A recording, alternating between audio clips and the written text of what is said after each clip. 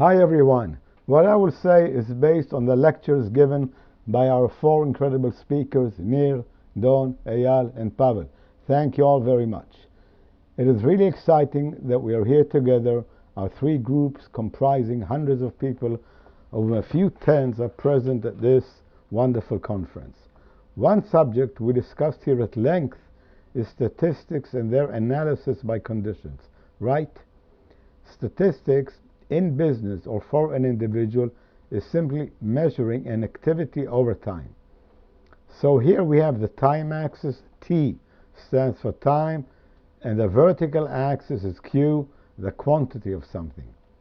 In most professions, including Dror Center, I think the most important datum is the amount of people who receive services.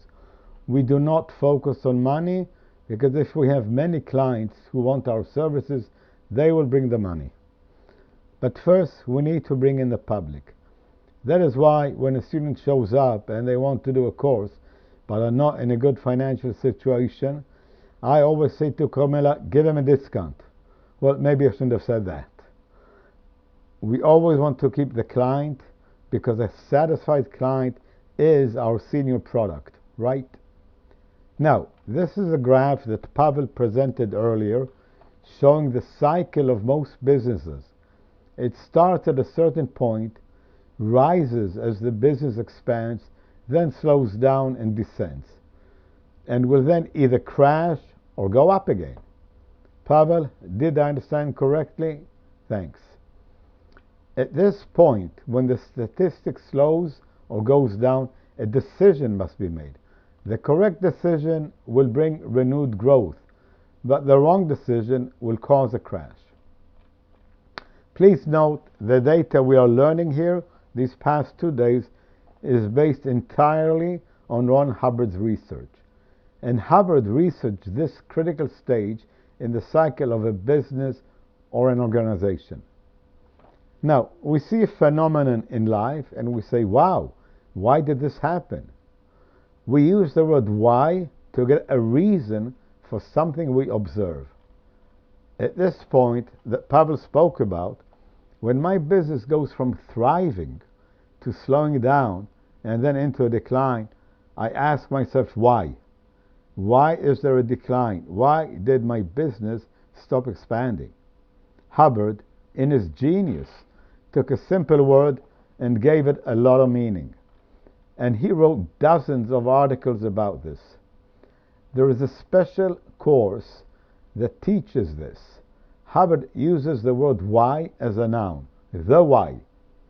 So the why is the reason things are as they are, the basic reason for a given situation.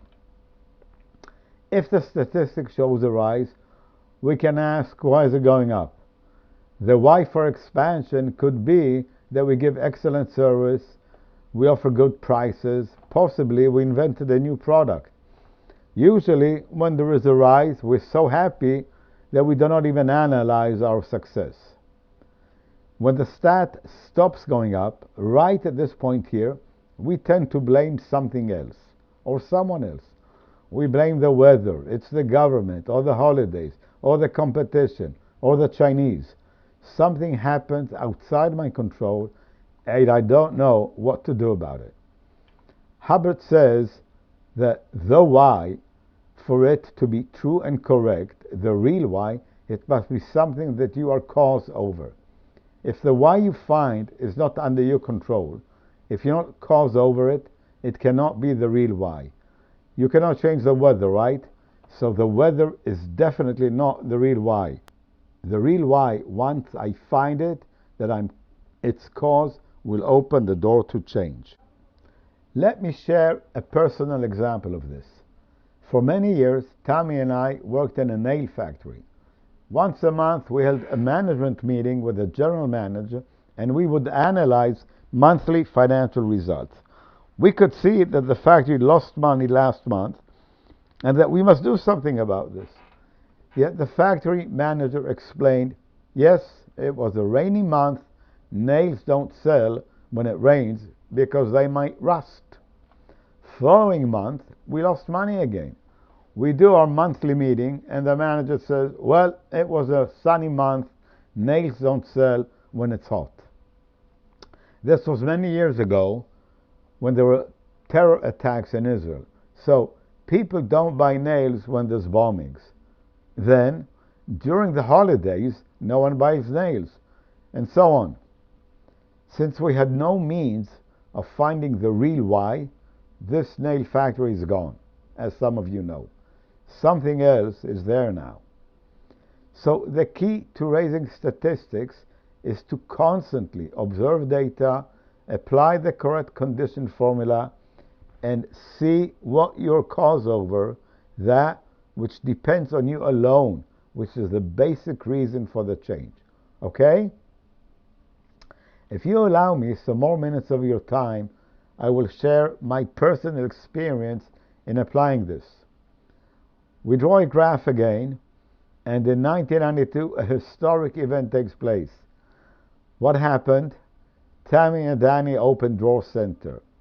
As we said, the most important statistics for a new activity is the number of people receiving services. How many people did we have in 1992? Just one, David Yablonowski. The old-timers remember that we succeeded and expanded fast. But after about 15 years, around 2005 or 2007, we began to slow down and falter.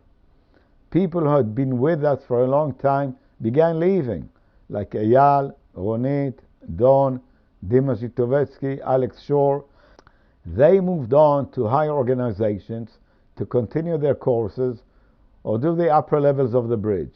So they left, but I was unable to bring to Dror new public. The few who did come in soon left.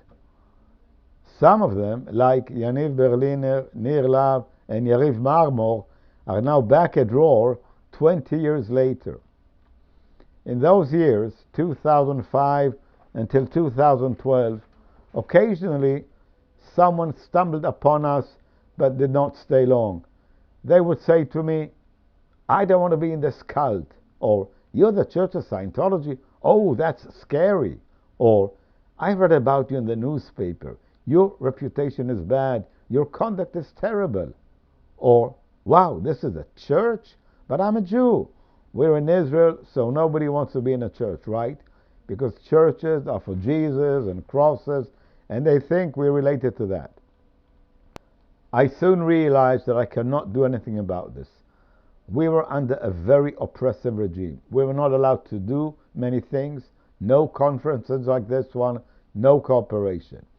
And whoever dares to write a book, he's finished. Years ago at FLAG, the highest Scientology org, I mentioned my idea to write a book. So they immediately sent me to ethics for questioning. What are you planning to write? We realized we cannot do anything about the situation. In 2009, I completed my last course at the Tel Aviv organization of the Church of Scientology. It was Hubbard's Data Series Evaluator course. It's an incredible course that teaches us what we're talking about here at this conference. Hubbard focuses on the subject of statistics, conditions, formulas, and data analysis. It's a big pack with over 50 bulletins just on this subject. That was the last course I did there. I was always interested in this because of my background in management and statistics. I was really fascinated. Each article in the course, each piece of information made me go, wow. There are maybe 20 articles just on the word why. Hubbard calls it the real why. He even goes as far as saying the why is God. The real why is God.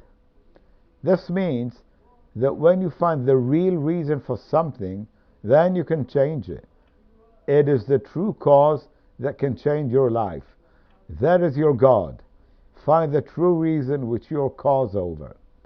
Hubbard says really incredible things there.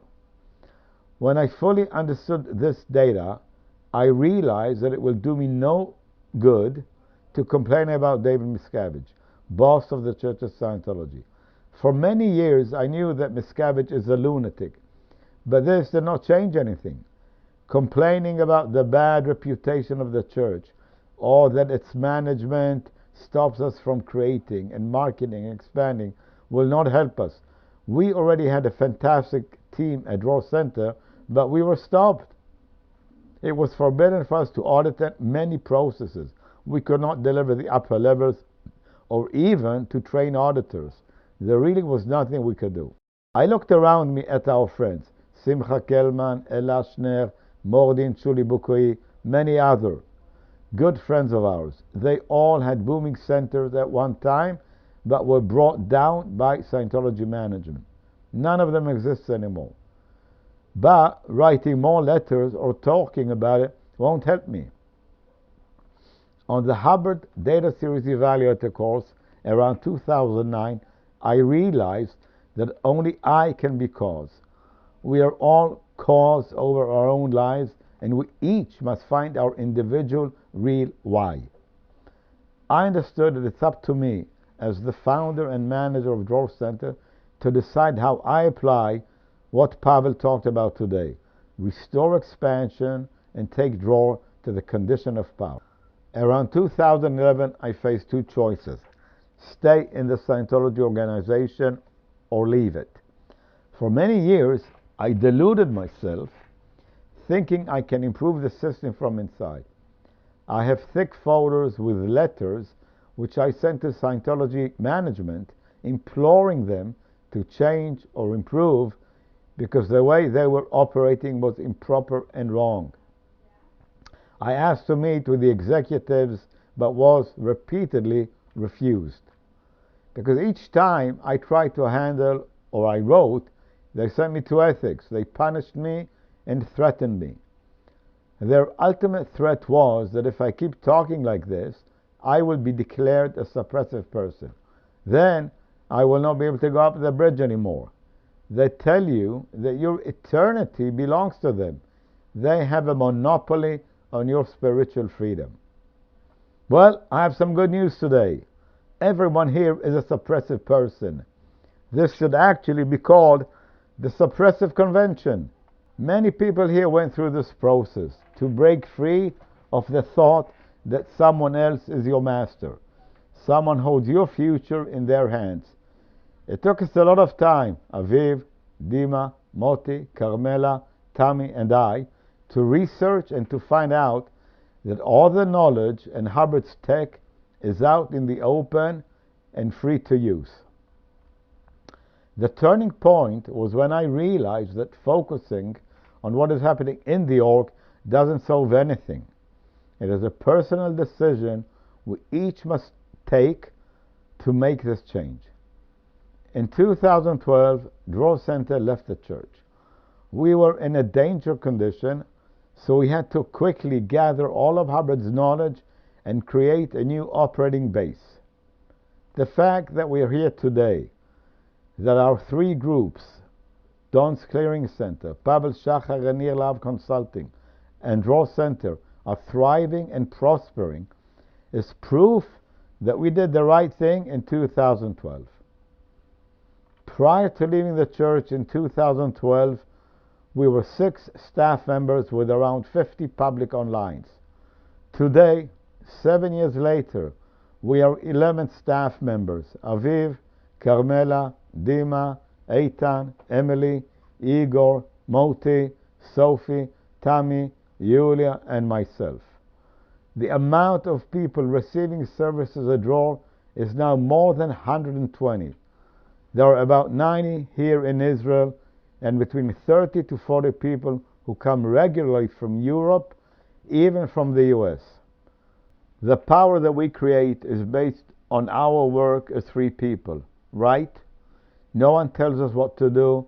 There is no central management. Nothing is forced on anyone. We have freedom of choice to participate. We share our knowledge, our resources, and talents. Success is always based on personal choice. It's never up to anyone else but each and every one of us individually. Thank you very much.